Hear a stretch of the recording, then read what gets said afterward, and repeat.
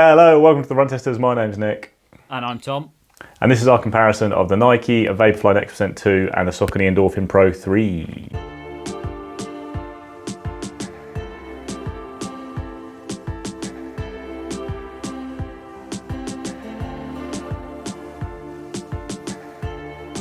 Looking at the key stats of the two shoes, they're quite similar across the board. They both start at £210 in the UK or $225 in the US. So with the Nike, some colorways are different prices, and they both have an 8mm drop. Saucony gives the full stack height of the Pro 3, which tops out at 39.5mm at the heel.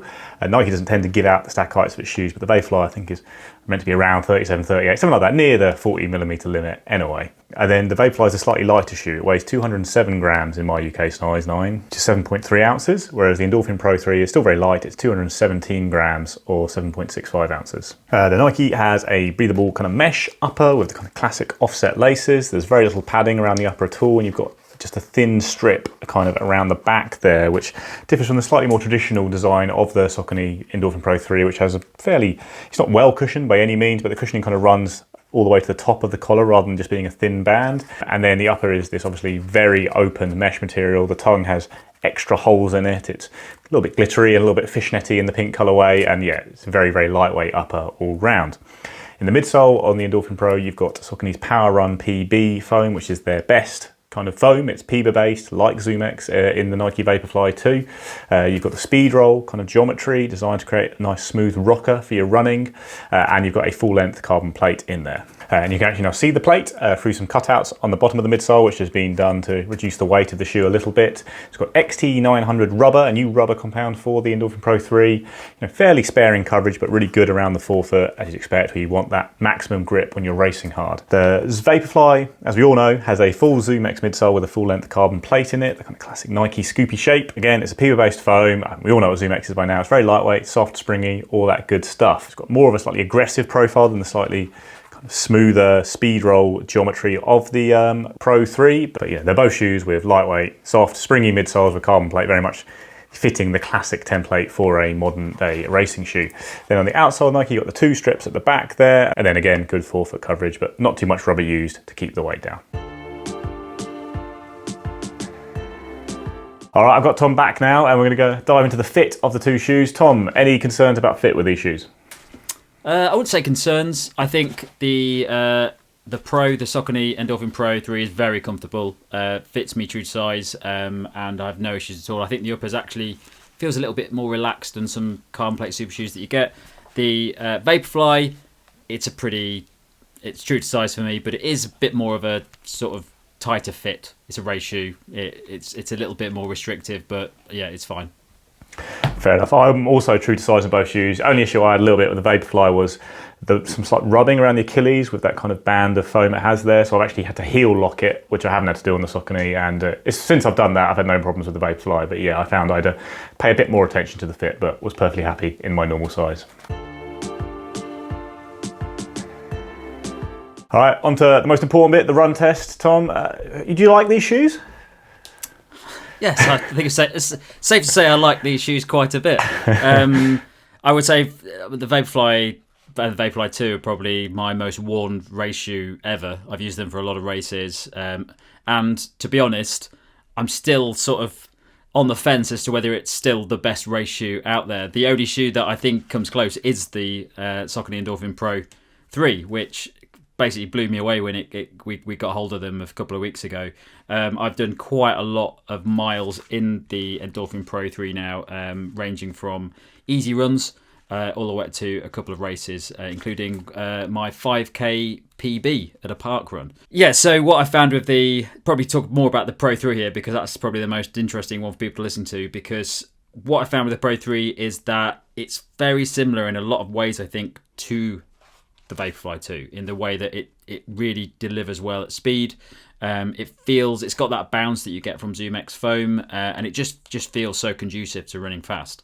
But I actually prefer the Pro 3 for other runs, like easy day runs or daily runs. I think the Pro 3 can just do it all, whereas the Vaporfly 2, I probably wouldn't use this for anything other than fast race days. Yeah, that's fair enough, really. I think I, like you, I've raced a lot in the Vaporfly over the years. I've got my 5K PB in this shoe of 15:30, although I have equaled my parkrun PB in the Endorphin Pro 3, which is 16 dead, which is quite annoying. I really think these are the two most versatile, maybe, carbon plate racing shoes on the market in terms of actual race distance. They're both light, they're both nimble, but they're both cushioned.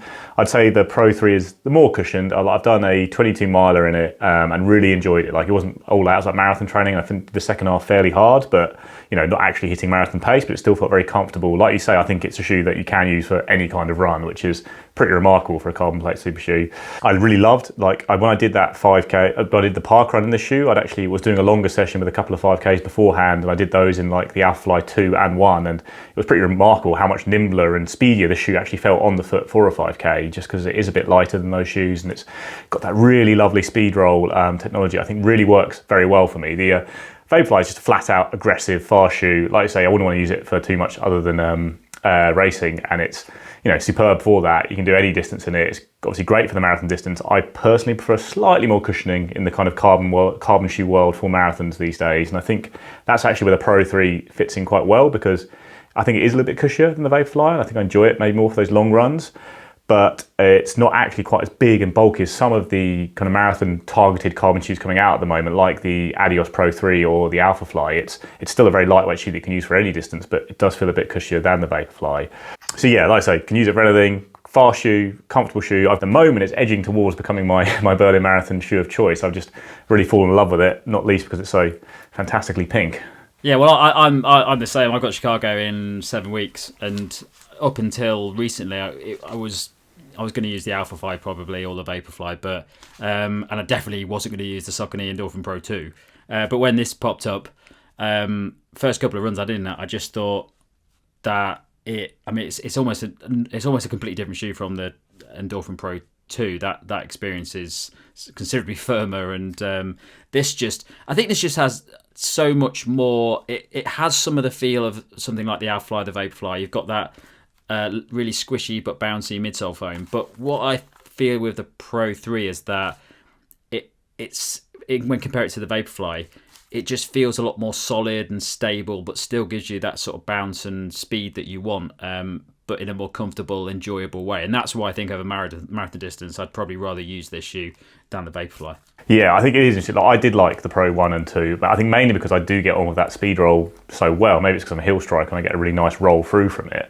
But I had done a half marathon in the Pro 2, and it was, it was fine. But it just did start to trash the legs a little bit because it is a bit firmer. And this is more or less perfect in that, like I said, it provides the extra cushion. It gives you more of what is a very good foam, the Power Run PB, but combines it with that really nice rocker.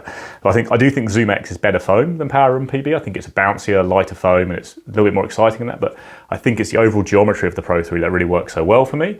But at the same time, Vaporfly is a nigh-on perfect racing shoe, so I don't want to. It's not like I'm saying this is much better than it. I think probably over shorter distances might still lean towards the Vaporfly. It is a bit lighter and it is so aggressive, and get that when you are knackered at the end of a race. I've always found a Vaporfly. It's just I'm looking, I go, I'm really dying here. I'm falling apart. I look down, my pace has dropped like 2 seconds per kilometre because it's just helping you keep rolling forward. Like when I did my 5K BB in this shoe, felt like absolute trash at the end, and I was going backwards through the field because I have no kind of kick finish, but I was still running quite fast. It's just you just didn't feel it so much because it was just helping you flow on, especially as quite a high cadence runner. It does kind of keep tipping me going, whereas I don't know, maybe I think sometimes with the Endorphin Pro it feels a bit smoother and, like I say, a bit more comfortable, but maybe it's not quite as got that raw, aggressive top speed that you get from the Vaporfly. Only other thing I had is we've had a very dry summer here, so the first time I used the Pro in the wet was last week at a track session, and it feels like it does absorb quite a lot of water. I was doing my reps and it felt very, very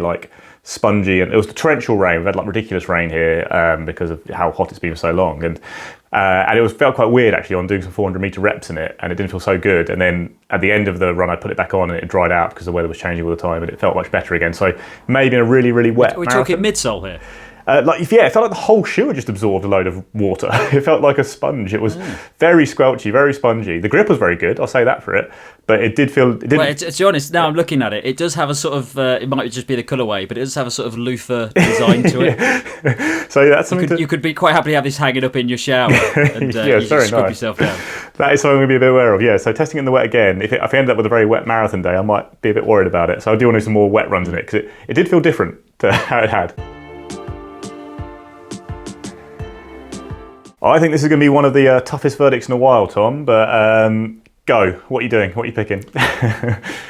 Well, normally when we look at shoes and we do a verdict, it's a sort of, this one's better than this one. I don't think you can do it with these two shoes. I think it's horses for courses and the different types of running that you're doing. I would say that for longer distance stuff, or maybe even training sessions, if I'm doing tempo training or something like that, I'd definitely go for the Saucony Pro 3, I think. And that's why I'm probably going to go for this for Chicago.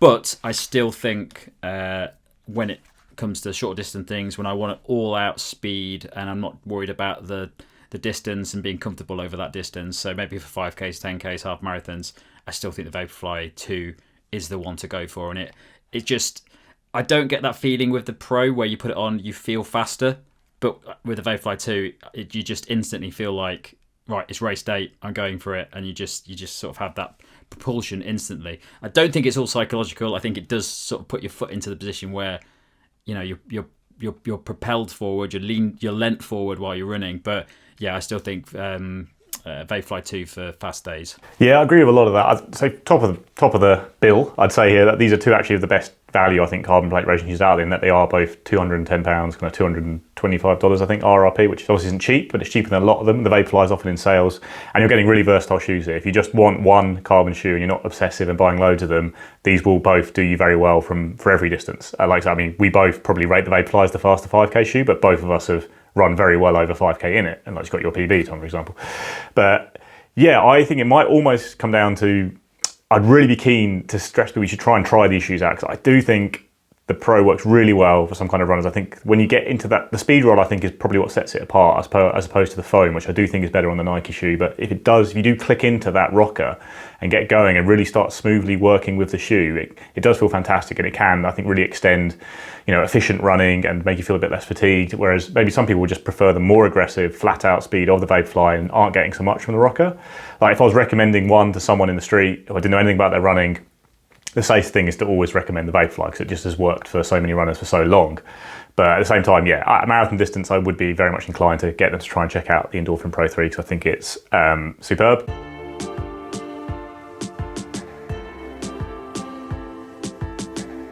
That's it, guys. That's a comparison of the Nike Vaporfly 2 and the Saucony Endorphin Pro 3. Have you tried these shoes out? Are you as enamoured of the Saucony Endorphin Pro 3 as we have been this year? What should they do, Tom? Well, you should leave us a message in the captions below. You should message us on Instagram, or you could email us at theruntesters@gmail.com. Yeah, we have a marathon shoe special podcast coming up this week where I'll be having a breakdown on air, try and decide which shoe I'm going to pick. So look out for that. It's going to be a heavily edited podcast with your debate on running shoes. I might not be in it. I might be cut out. Anyway, please like, subscribe, ring the little bell. See you next time.